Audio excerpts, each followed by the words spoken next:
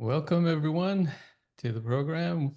We have a special guest, Scott Neumeister from the Joseph Campbell Foundation, as well as an alumni of the CreativeMind Jungian coaching program. Welcome to the program. Thank you, Dr. Rob. It's interesting to go from a big fan of the podcast to being a guest on it. So it's a great honor and always a pleasure to talk to you. Excellent. Good to see you. Now, you're in Florida, right? That's correct. Yeah, pretty much a lifelong resident here. Okay. What part of Florida do you live? Tampa. I'm a little north of Tampa. Oh, that's So right. Beautiful area. got my PhD is from the local state university, which is University of South Florida. So that was my kind of graduate academic institution. So an excellent school right here in Tampa. Oh, okay. So it's Dr. Neumeister. Yes. Yes. Cool. What's your doctorate in? English. English. I was at literature, a geek, all the way back in, as far as I can remember, but finally turned it into an academic pursuit for grad school, and a long journey to get that PhD while I was working as a teacher. But Sure. after 11 years, I got it, and and it also helped me, not only dive deep into literature, but then to get involved more deeply with mythology, because myth is story as well. So, Yeah. Yeah. So we're always curious here on the show to kind of figure out how people end up doing these incredible, remarkable jobs and careers that they do, especially some of our students. How did you get to where you're at? How did you find your way? What was those important points in your life that led you to where you are now? well, the I guess the foundational aspect that I kind of alluded to a second ago was my love of literature, and I loved to read. I had incredible English teachers all throughout my elementary and middle school, and part of that curriculum back then was getting introduced to mythology. So in the fifth and sixth grade, I was reading all the kind of the Greek foundational myths, Mm. Icarus, and of the Minotaur and these other fantastical creatures, and I absolutely was enchanted by that. And then in the seventh grade, we read the Iliad and the Odyssey, so kind of, went from the shorter stories to the epics, as well as the Epic of Gilgamesh. So really kind of expanding the view from through those middle school years of story. And again, as much as I love literature, I was even more in love with myth. So those were the foundational kind of the laying the groundwork for what later became, this passion and now my life. A pivotal point that happened. My undergraduate was in economics, so I did not pursue this as a um, in that world. My dad was very kind of a pragmatic person and was very much of the mind of, what are you going to do with that? And Right, right. that's not hard nosed and pragmatic. So I followed kind of his path with that. But even, I got into computers, and Mm. the moment there was kind of another pivotal moment within that computer career was I walked into a coworker's office during what would have been a lunch period, but most of us ate at our desks because we were very focused on doing the jobs that we had to do. And she was reading The Hero with a Thousand Faces by Joseph Campbell. And I had not heard of Campbell, hadn't heard of the book. And I asked the fatal question, what's that? What is that you're reading? And of course, she told me it's about this kind of unified story of the hero, throughout culture. And I said to her, "May I borrow the book after you're finished with it?" Mm. And so that was a fateful day, fateful encounter with with Campbell and those ideas. And so again, these are kind of seeds kind of all being planted along the Yeah. way. How old were you at that time? I was about 24, Okay. 24, 25, right in there. Yeah, it's So an still important pretty young. age. Yeah. Yeah. Yeah, it's interesting the strict father, right, who wants us to do something practical. That seems to be an archetype for a lot of us. Yes. Yeah, when are you going to get a real career, right?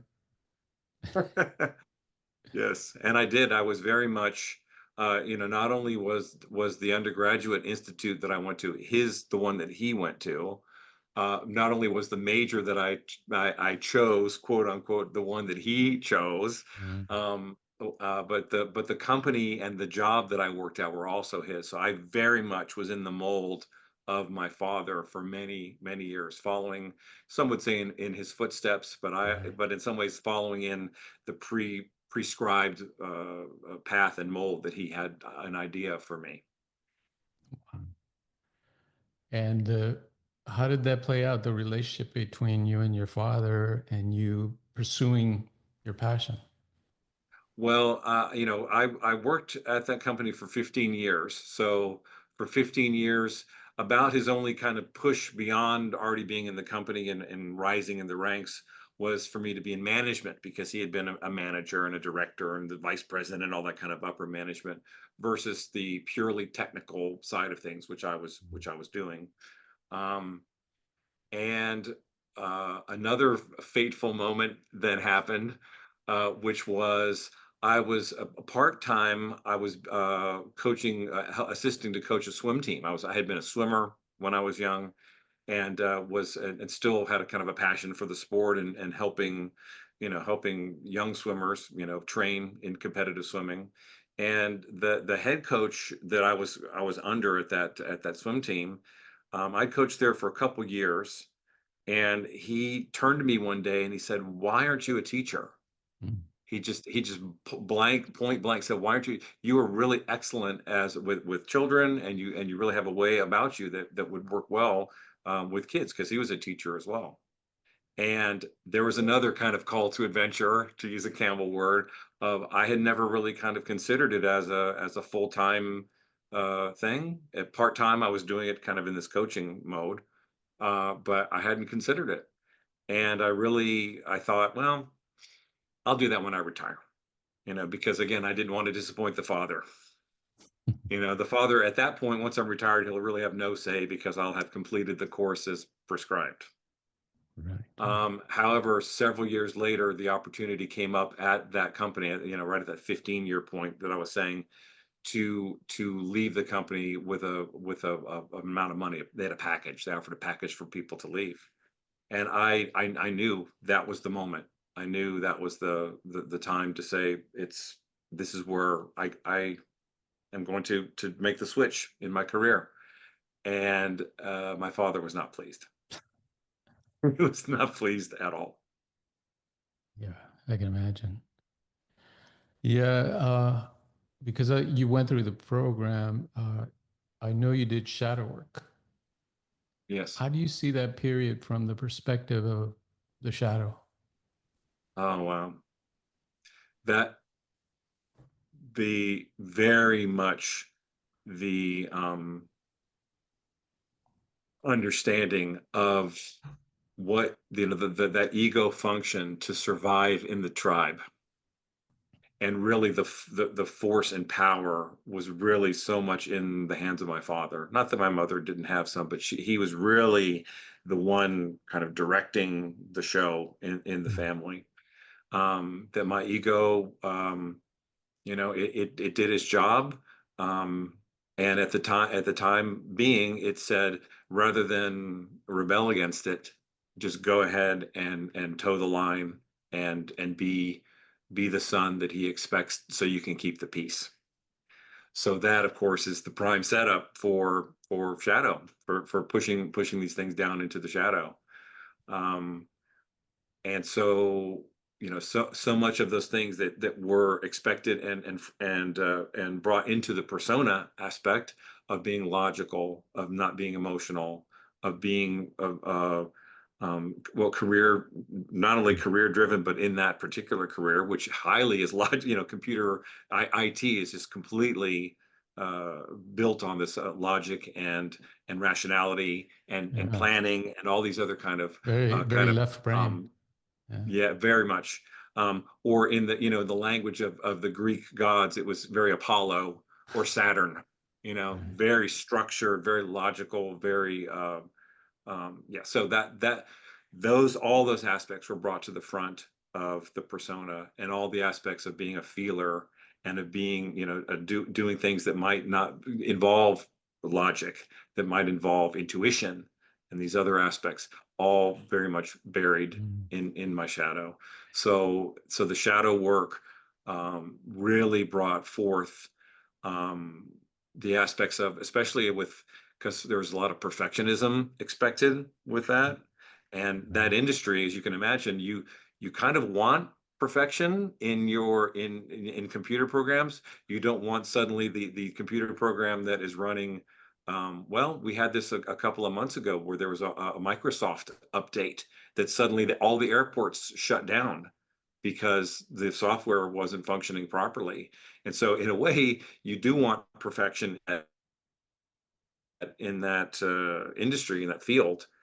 But when the expectation on you personally is perfection, and then you're expecting everybody else to be perfect like you, that's another prime setup for a deep shadow.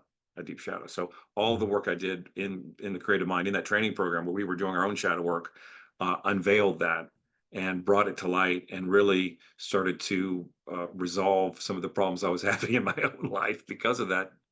Wow. As long as the unconscious remained unconscious, it was kind of directing my life. Yeah. Yeah, I think a lot of people underestimate the power of the persona to really control how we live in the world. And whatever we push away into the shadow, then it almost like, I mean, I know it's not there to hurt us. It's not taking revenge on us, but it kind of plays out in the sense that it leads us to precisely what we're not meant to be doing. In your case, working in IT or computers, that wasn't your destiny. But there you were, right? For years studying, being good at it. There's nothing wrong with that profession, of course, but it wasn't for you, and that's not where you needed to be. Yet, yet we spend years doing these shadow careers that we have no business being in. But I guess, I mean, how did you see it? Was it at that time was it a learning experience? Was it, were you having dreams? Was there a calling, in other words, from the unconscious mind? Really, it was. I had another thing that kind of had fallen by the wayside when I went into that career was that love of literature. Mhm. I was not pursuing it. I was just so, as you called it, left brained, that I was not keeping up with my reading. Now I still would watch film, and of course, film is a wonderful story tool, but reading is a whole. It gives a depth that can never be there in visual media. But no, it really was not kind of a dream. There weren't dreams or that kind of things Mm. haunting me. The main thing that happened though was that I had in that time been through my first very serious relationship that ended, or as you might call it, an anima projection that ended. Yeah. And I went to therapy after that. And one of the top recommendations of the therapist, she was, because another kind of shadow aspect of growing up in my family was people pleasing, was always trying to make, keep the peace, be what other people wanted, be what the tribe wanted. And this therapist, very insightfully saw that and said, well, what do you like to do? What are your passions? What are your Mhm. callings? As simple as that question is, it's very profound when you are a person whose persona is about other people. the true deepest satisfactions were kind of not to be considered. Only the satisfaction of those around me, especially Sure. those in authority or those that who uh, kind of were depending on me. And so to ask that question, what do you like to do? What are your pleasures in life? Mhm. And the first thing that came to my mind just instantly in that therapy session was, I love to read, but I have not been doing that. And she said, well, and this will give you an idea of the time frame of it. She said, well, there's this new store called Barnes and Noble. So this kind of tells you when they were kind of expanding Yeah. nationally. Right. And she said, it's so great because you can get a book off the shelf, you can sit down in a nice chair or the cafe, and you can flip through it, and you can really kind of get an idea if you're really going to like it or not. You're not forced to stand there and make a snap decision and then get it. So you can really start falling in love with the book before you leave the store. And so I went in, and of course they're huge, this huge store, and I'm like, oh, this is heavenly to me, such a Right. selection and so on. And so that kind of really falling in love with literature, again, was very much the impetus for when that call came of, hey, you should be a teacher. And then when I finally felt the real opportunity for that, the question then becomes, what are you going to teach? Is it going to be this career that you've spent 15 years developing your skills and becoming really honed at and refined in your ability to do it? Or is it going to be this deep passion that you have that's been latent, that's been a shadow desire? And are you going to follow that path? And of course, I chose the latter. And as the Robert Frost poem says, that has made all the difference. you know Yeah. that choosing that path completely was the key. I follow my deep soul. Wow. Well, to switch to the hero's journey, then, Joseph Campbell talks about an initial calling, but then there's a resistance to that calling, right? A negation of Yes. that calling. Yeah. Uh, was that part of your journey as well? Well, the sometimes the resistance comes from within, and for me that was not the case. Mhm. Um, However, the next kind of phase that happens is what Campbell called the crossing the threshold, in which you do go into your new adventure, and you go from your ordinary world to the adventure world. And there's an archetype there called the threshold guardian, and that is the um, your kind of first obstacle, your first warning about what's ahead, your first indication of something might push against you Right. against your desire, against your call, that call itself. That's not from within; it's external. And that, of course, was my father. So there he was there at the threshold saying, you know, you're going to hurt your financial future. You're going to, you have so much talent, and so much ability in what you've already invested your 15 years in, why would you give all that up in order to pursue this thing that you really have no idea how you're going to do at it, what your uh, uh, potential is for earning and so on like that. So again, that very hard-nosed and pragmatic approach, and also the kind of sunk cost approach, which was, well, you've already done 15 years and you've already risen in the ranks and so on. Why would you not continue? That's just throwing away. It's like wasting that Mm. opportunity. And so he was very much resisting the call for me, let's say. Right. Yeah. Well, I mean, from the Jungian perspective, we might say that he represented the inner archetype of the logos or the animus within you that resists, from within, but it appears as an external circumstance. Um, Correct. but yeah, it's amazing. Joseph Campbell's kind of formulation of the hero's journey, how it plays out in our lives. What's the next step after you cross that threshold? Because obviously, you went through it. Well, it was interesting because I, I decided to, right before I kind of made the full decision to leave, I wanted to dip my toe in the water. Mm. And I went to both my elementary, middle school alma mater and my high school alma mater and did some substitute teaching there. So again, I had never been in a classroom in that capacity. I'd only been this swimming coach. So I was like, well, let me see how I'm feeling and make sure.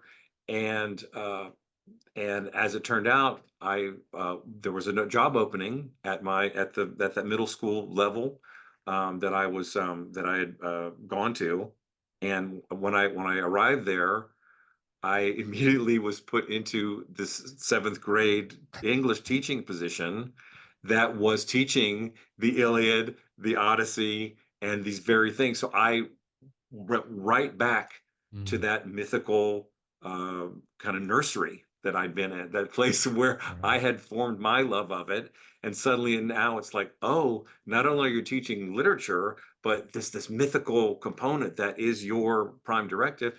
And Rob, this is again the serendipity working, and how it works. The marching orders were, you're to teach this using Campbell's hero's journey as the template for that. So this is incredible. There's to walk right into that and to say, wow, this is it's like destiny. It's like fate that I just showed up and, oh, hey, here's a job for you, and it's teaching this thing you love, and this person that you've kind of fallen in love with. It has this um this structure for how to read epics. It was completely mind blowing to walk into that and be like, yes, of course, this is where I'm supposed to be. It put you back on track. Like, here's Yes, where you need to be. Go begin again, or go back yes, to that base and begin your journey again. Uh, yes. where did it lead you from there? Well, after a few years of teaching in the middle school at that seventh grade level, I really enjoy 12 and 13-year-olds. Don't get me wrong. I really there's a term that I've heard you and Deb use on your podcast, so you both know, is the puer aeternus. I have a bit of puer aeternus in me, and Sure. so being a teacher of puellas and puers, The eternal child. but also right in that time frame of when they're kind of starting to do developmental individuation, not if Right. not Jungian individuation, right on that cusp. I could kind of be both. I could be an adult and be that kind of, in Mm. that way, and I could also have this mindset of a child and relate to them in that way. So, but I knew that kind of intellectually, the part of me said, you really should continue to go further into this academically and study literature and study, the deeper realms of what you're teaching. And so that's when I decided to enroll at the University of South Florida, which I mentioned before is in Tampa. So I continued teaching. I was a full-time teacher and started to attend the master's in literature at USF, as they call it. So that I was, parallel development there. So I was Yeah. getting more and more depth into my teaching of the seventh grade literature, and then this really highly academic depth of grad school. Wow. Well, psychologically, at this point, Jung would say, because the content that has been pushed into the shadow, into the unconscious mind, because that content threatens the persona, there's a period of kind of disorientation, of kind of, who am I, and a transitional transformation, right? That's happening psychologically. Uh, what do you remember of that, or how did you experience that phase? I would say the primary ways that manifested was more in in the teacher aspect of it versus the literary kind of the depth of literature, so on, that part of it. Because I,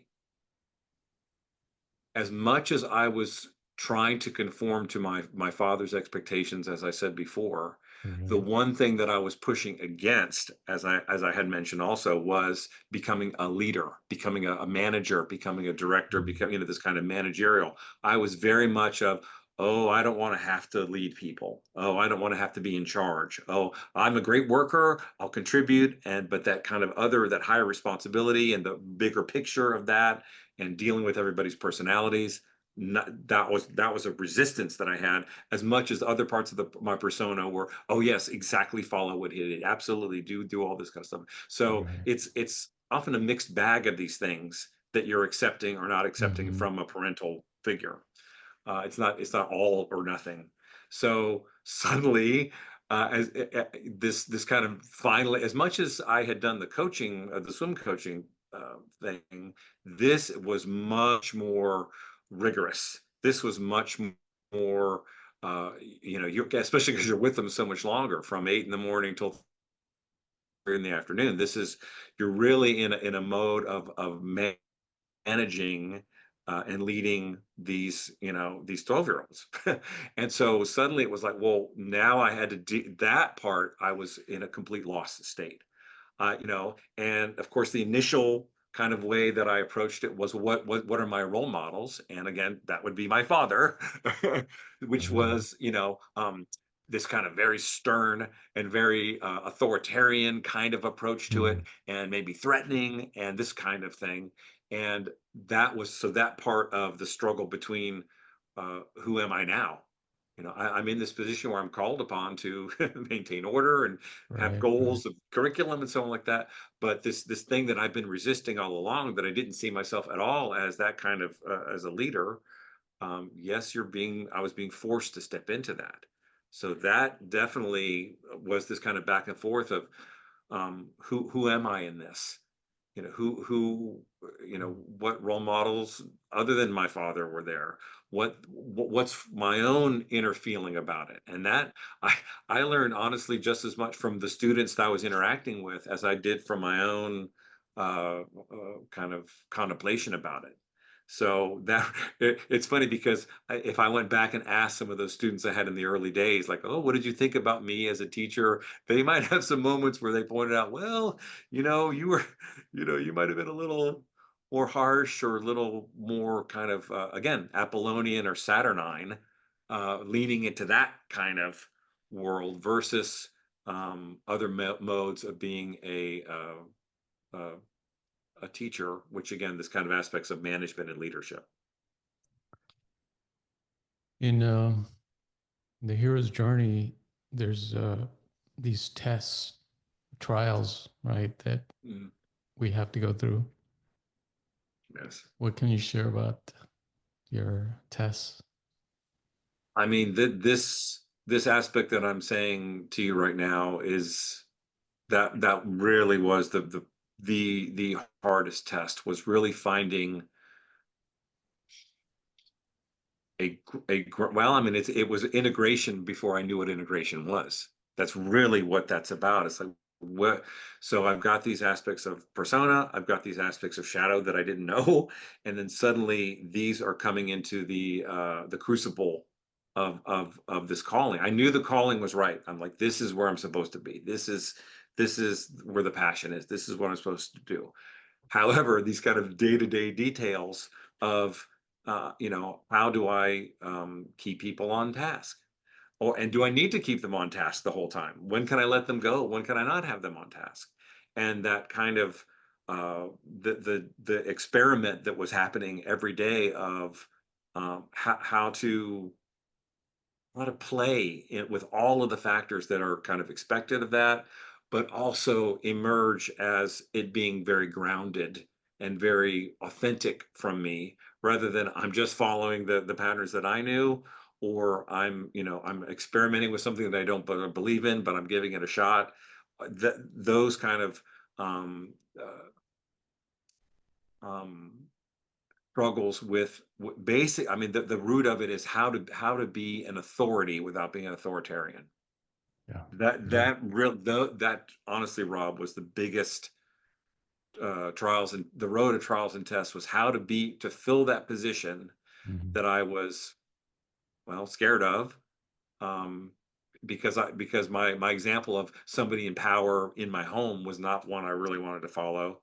Yeah. But as you well know, also resisting the very thing, that also ties you to it. So, Yeah. it's very complex. And so really the inner, it was this inner work of how do I how do I come up with my own individuated, integrated version of myself that can be, that can follow this calling that again I knew was correct, but is coming from a place that is very centered and not, again, in Jungian terms, to persona or to shadow.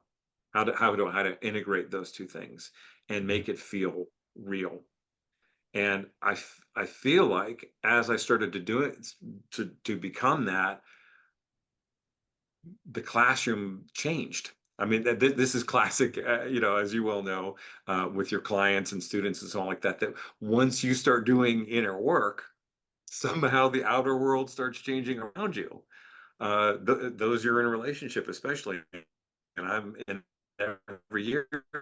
I was in a relationship with 40 new faces, and so, but I could just tell that the position that I held, I was stepping into that place of an integrated power.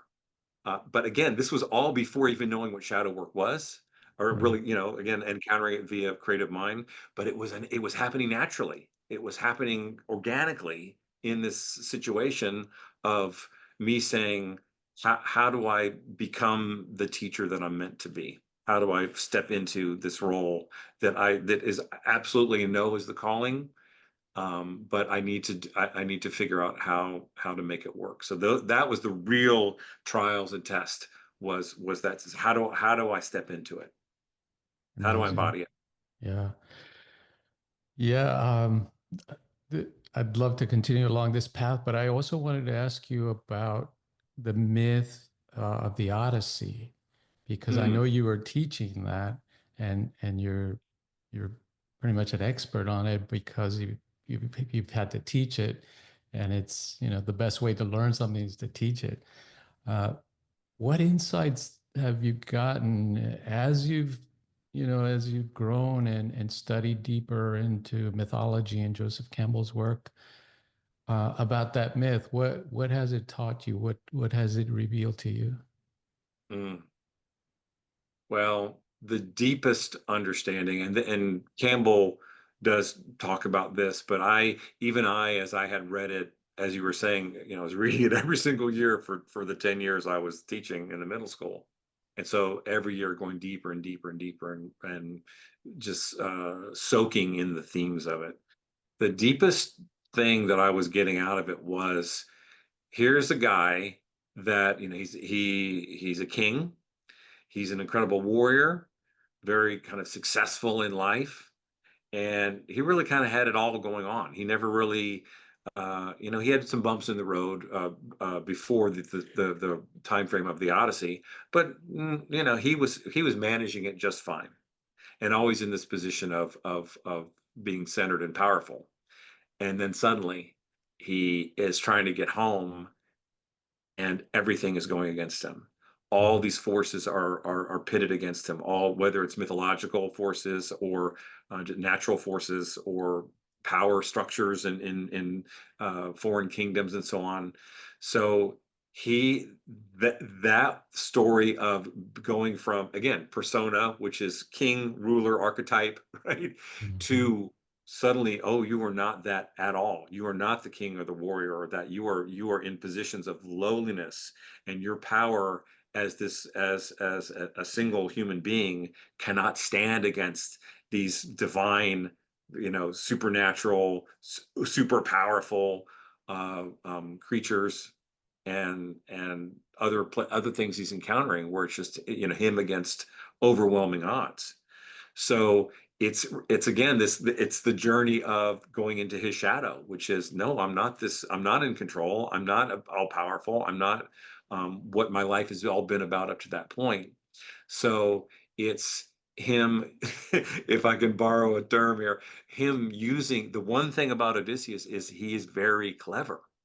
And so he Right. uses his creative mind Yeah. to work in these situations and to learn humility and to learn how to approach different situations in new ways that, as this kind of powerful ruler and warrior, he would not even be encountered Mm. in those kind of situations. So it really was this embodiment of the flexibility to go through the shadow work, the flexibility to say, I'm meeting these things that are my fears of being weak, of being imprisoned, of being totally powerless, of not being home in a place where I have all the tools available to me to be in my power. How do I work within all those trials and tests that are really in the big picture, his shadow work. Yeah. It was his idea to build the horse, the Trojan horse, right? Yes.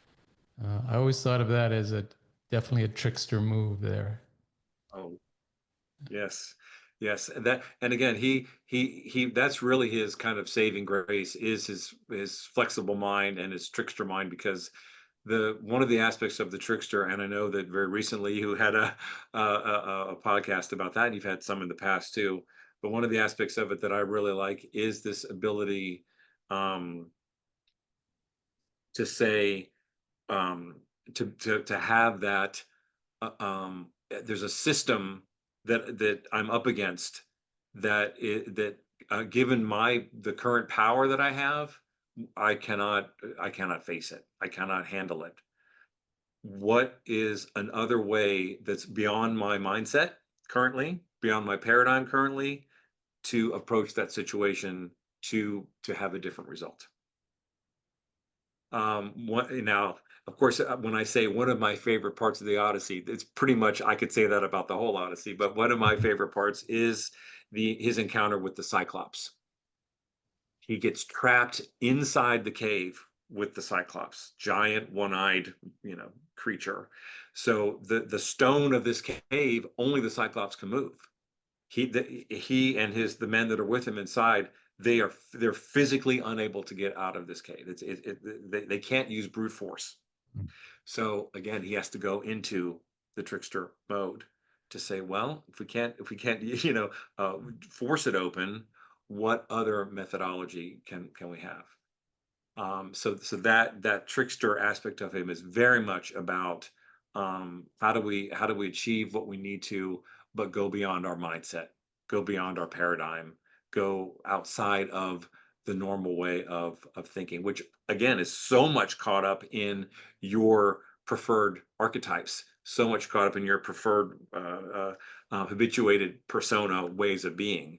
So the thing about the trickster is that it does kind of it allows other methods to approach things.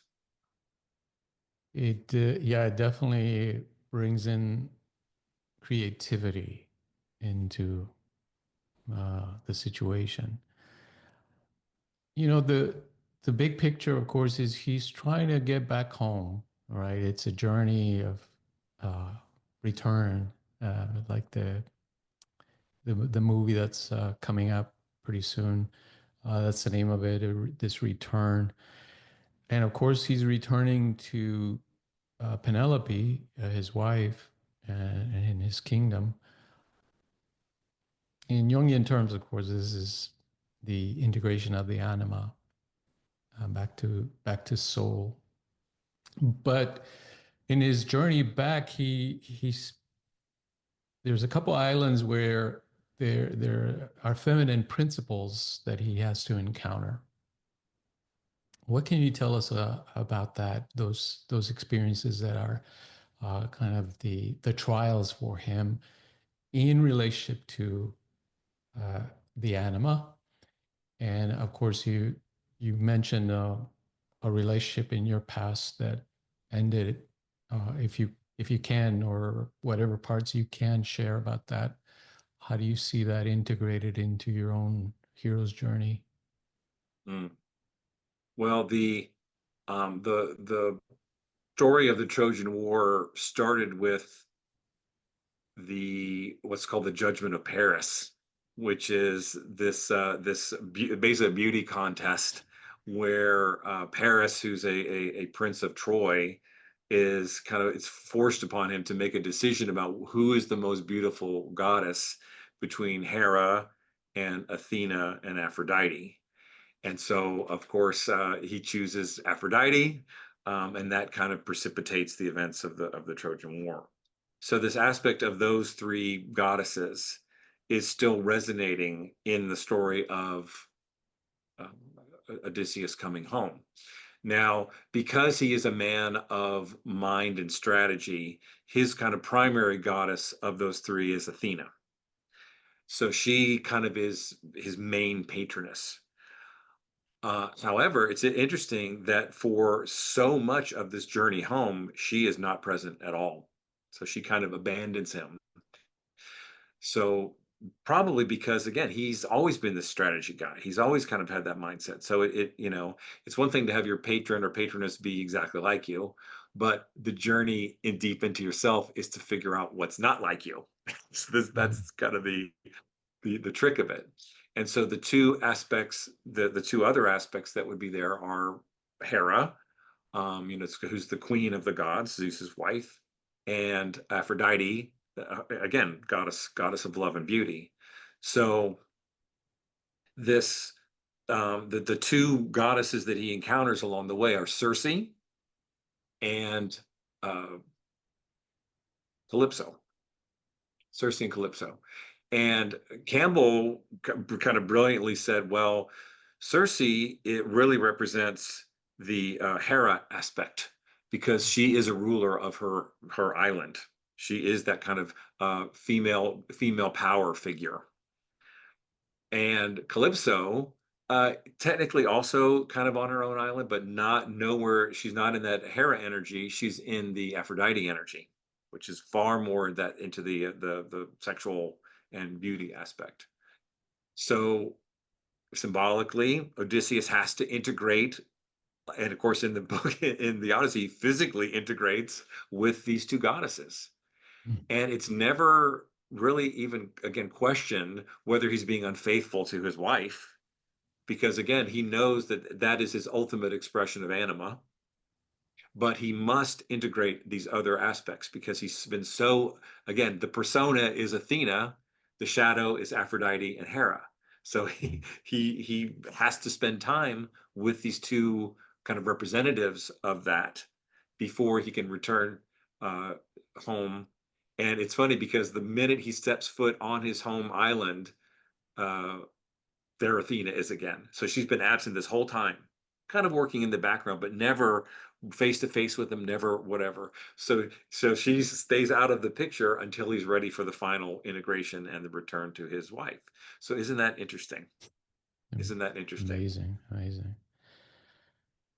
These dangers of the feminine principle, or the not so much dangers in kind of a violent way, but these seductions, almost like the power of the feminine principle to seduce you and take you off your course.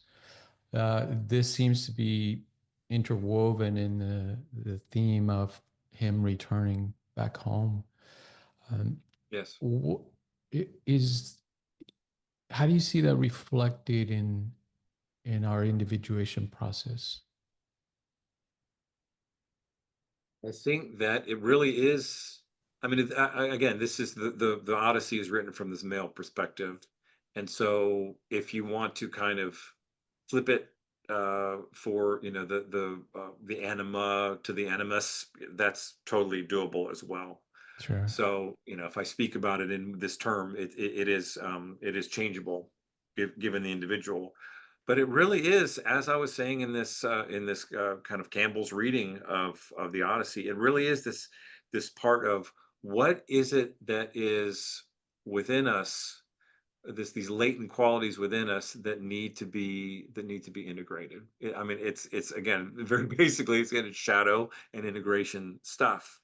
And so many times, via nurture or nature, whatever aspects of the anima that are kind of allowed to be in the persona, we're going to develop that because it's, well, it's, we enjoy it, we like it, it helps us fit in. Um, but when these other aspects go latent, they, again, they will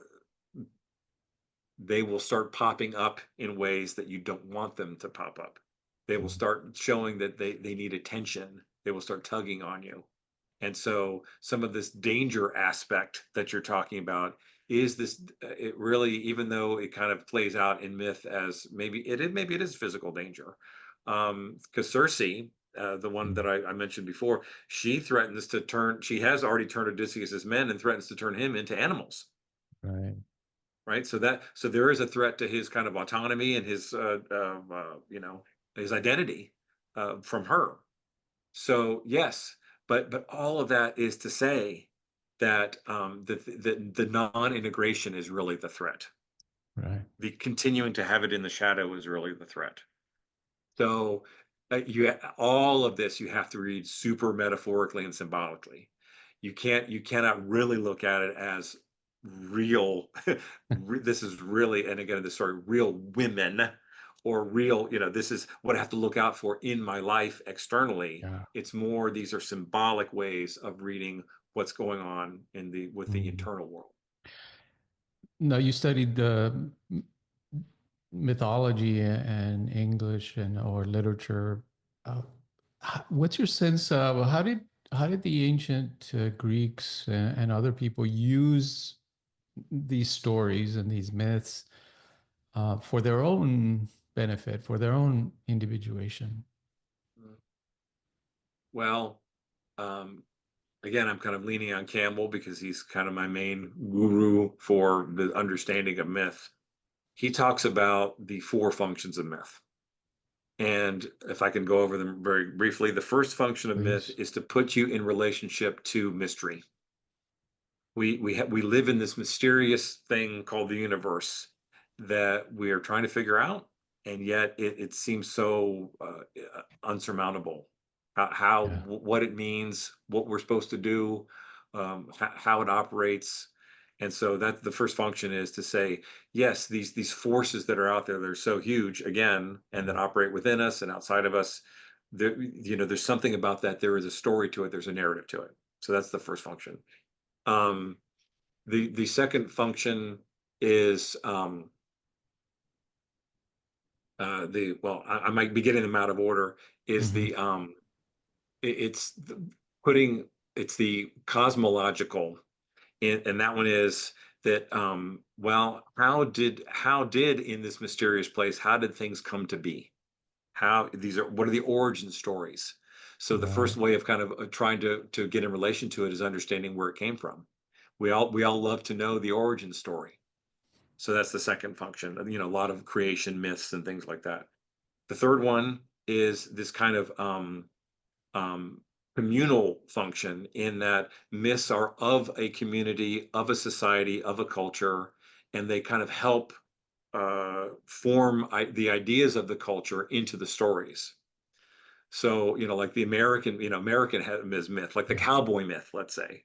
That's very American. Well, that's how America was built, and these cowboys were out there and doing these things. So it's kind of a cultural artifact that says, how is that playing out, not from the beginning of creation, but as time has gone along in society.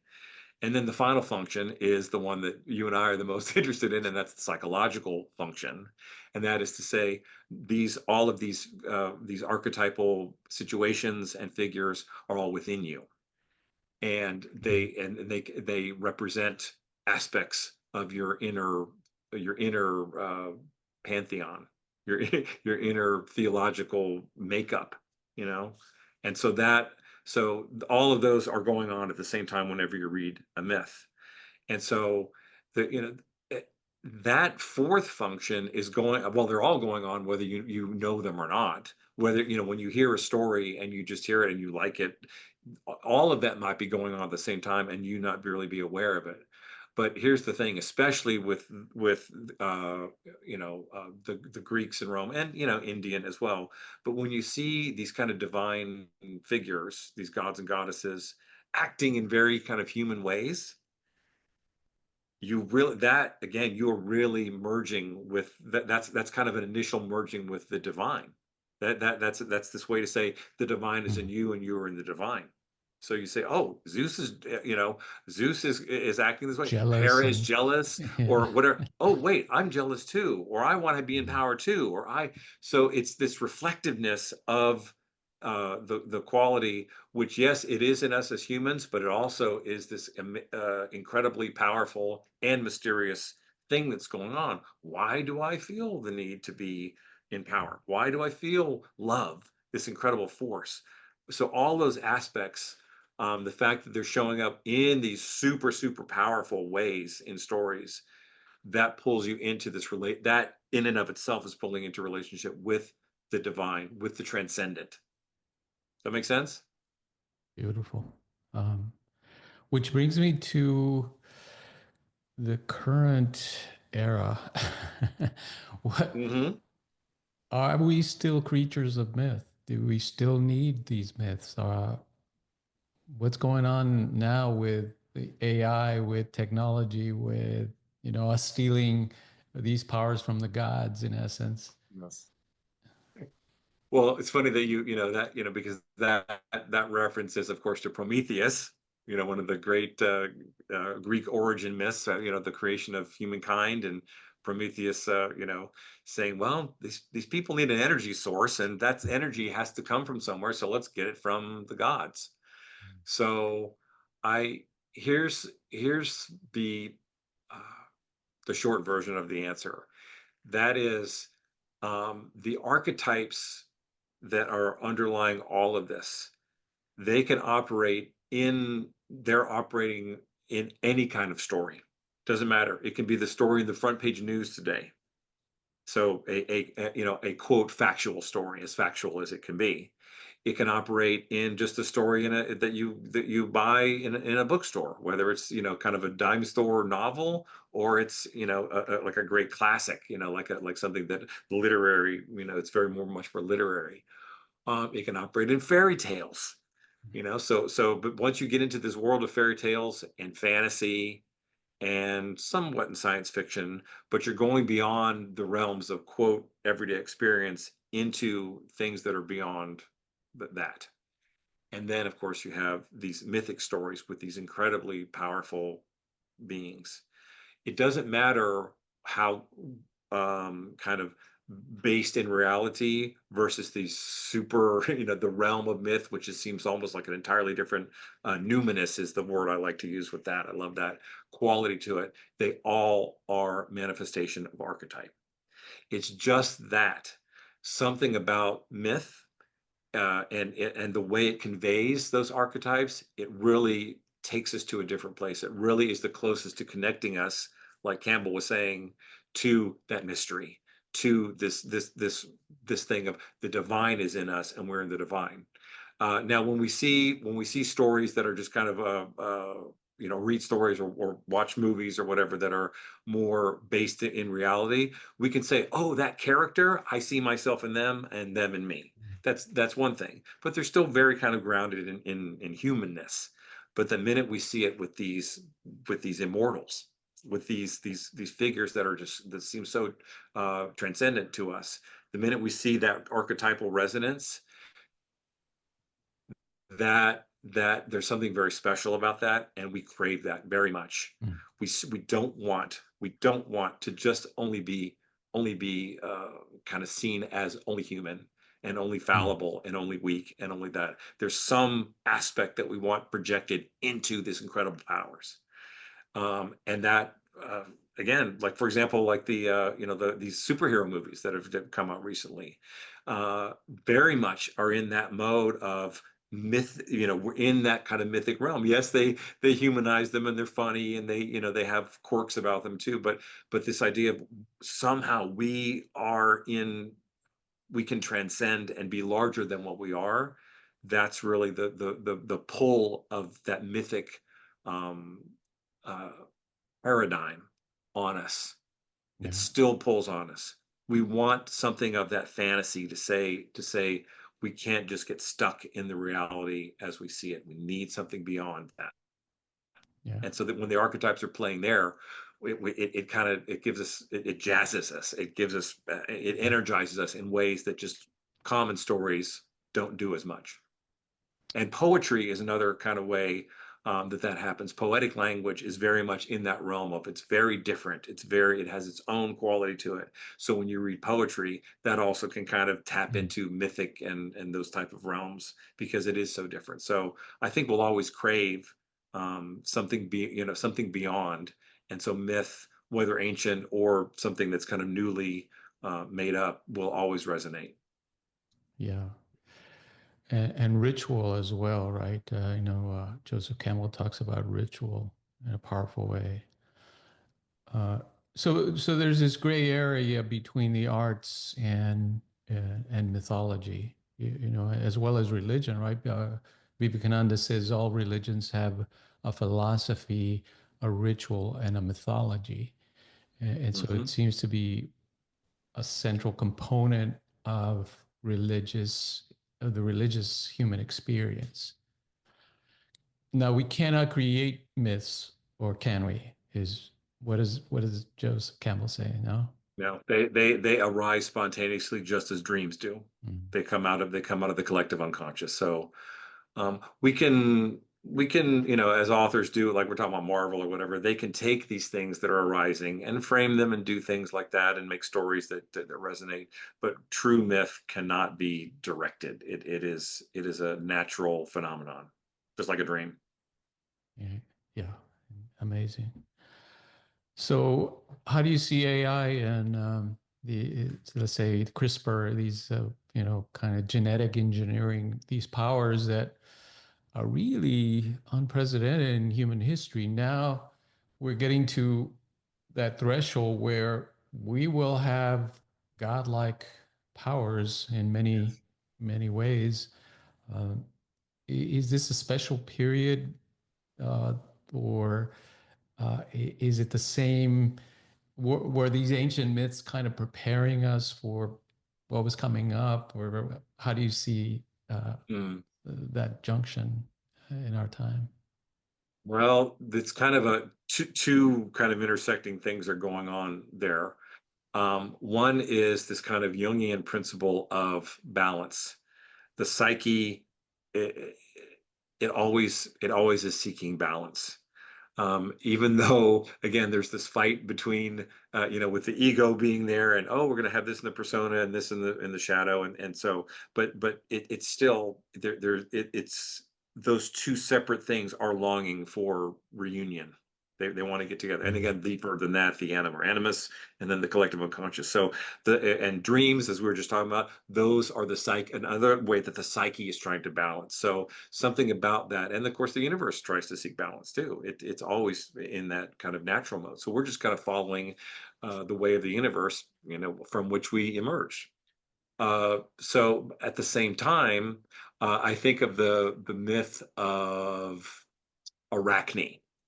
Do you know the myth of Arachne, where she is this fantastic seamstress, sewer, Mm. and everybody praise her. Oh, you're so great, you're so wonderful, and her ego gets a little large with that, and she challenges uh, Athena, who is also this a goddess of weaving, to a contest, and Athena basically loses that contest. But what happens is then she changes Arachne into a spider. So the consequence of overstepping, of going too far in one Yeah. direction into to basically becoming this force of nature, becoming the archetype itself, rather than having some kind of balance of archetypes, is there is a kind of a swing back of the pendulum. Yes, you will be an incredible weaver, but you will do it as a spider, not as what you thought you were. Okay. Right. So to me, Rob, I see, when these things kind of arise and we get a little fear out of them, if the psyche, and I even say the soul, even beyond, the capital S self, the big psyche, right? Mm. The universal psyche, it will push us into balance. If we get out of balance, the balance will come in some way. So of course we want to be strategic about it, as we were talking about before, with with Athena and the trickster and stuff like that. But we uh, we as humans, this again, that story of Arachne is classic. We as humans, we get in our egos. We say, oh, we've got the power. We're so great. We're so wonderful. And yet when we meet up against that ultimate force of nature, archetypal force, and it says, you are not all that you think you are. There is something some humility you need from that, and it will push you back in the other direction. And that's exactly what Athena did in that story. So I think with these Mm. technologies, I think that whatever egos and whatever are pushing into that, who knows when the reckoning is going to come from whatever direction, where the psyche Yeah. says, you've gone too far. Now things are going to go in some other way. But so you have to kind of trust uh, either the wisdom part, that we won't get, that the egos will temper, or that even if our egos get too big, something will come to force the balance situation. Right. The hero always gets burned when trying to steal the power from the gods, right? And of Yes. course, you have Frankenstein, Mary Shelley's great masterpiece, which arose from a dream that she had. So it came kind of from the collective unconscious, Yes. and it seems to play out all the time with all our technologies, right? That they give us something of the power, but we have to pay a big price for it as well. Yes. Um, yeah. Do you see us as human beings, as a species, and certainly as a small planet now, um, still able to use mythology for these purposes that you mentioned, kind of a cosmological view of ourselves as a species and as a planet, uh, giving us a sense of community and kind of bringing us together, right, for good, as well as as an individual psychological template for our growth and our personal development. Is that still possible, or have we outgrown the phase of mythology and are now into scientism or another another era? Well, I'm gonna first of all, you're asking a person that works for the Joseph Campbell Foundation, so I think the kind of my root answer of that is going to be yes, yes, I do believe it. Two things though. One is that the mission of JCF, as we call it, is this kind of educational purpose to say that it is possible, but you need guidance, you need insight, you need Mhm. wisdom, you need a method of viewing these things that will awaken and enlighten and enliven you. And the second thing is, and again, I leaned into what I was just talking about with Arachne and so on like that. Is there this balancing aspect to the psyche that says, if we, as we lean too far into Mhm. materialism, scientism, whatever, something is going to pull us back from that extreme. uh, and I think the fact that the Campbell Foundation is as uh, popular, I guess would be the word, but I mean, the people are engaging with us. People that, we can see from social media because, you can get all kinds of metrics and so on from who's clicking and reading and things like that, that there's a hunger for it. If it were not something that were out there in the consciousness, we'd put all this kind of offering out there, this content, and nobody would care. Nobody would click. Nobody would keep coming back, maybe one time, but they wouldn't continue to engage with it. So I think the signs are there that at least in some part of the collective psyche, the people are wanting this and are gaining benefit out of this lens that says, yes, it's still, this is, Campbell died in the 80s, but it's not something that's an artifact that died 40 years ago as far as this approach goes to how do we still continue to get the extract the benefits of the mythological world. So again, I think there's hope given the evidence.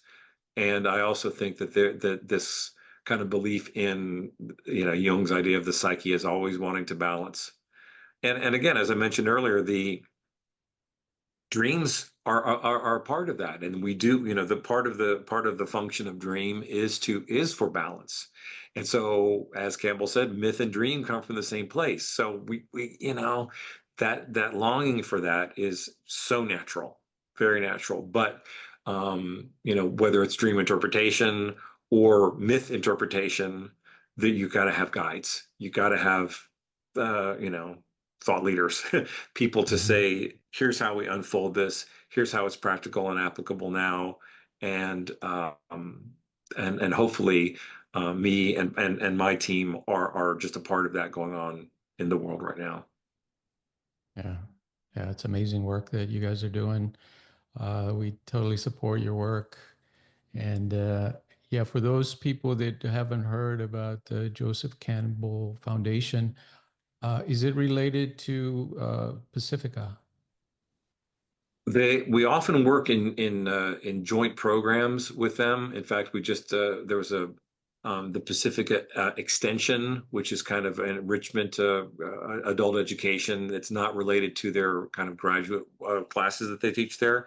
We just finished up a 12 or so week program on the life and work of Campbell, of which I taught two sessions of, and my fellow JCF folks taught some sessions, and that's fantastic. And so Pacifica has a wonderful online educational infrastructure where you can watch, the content, and you can interact with on chat boards and so on like that. So it's great to kind of work in partnership with them. And so they, and of course, as far as mythological studies go, they are, if not the top, one of the top Yeah. institutions in the United States anyway, that are really still heavily focused on on the academic side of it. Now, again, though, Campbell, as academic as he was, and if you read some of his work, you're like, okay, this is a little intellectual, but it's very much now focused on this pragmatic, applicable. What does it mean to you in the here and now? And it is more on this mission of, as we were talking about before, making myth still be accessible and still be not just information but transformation. Right.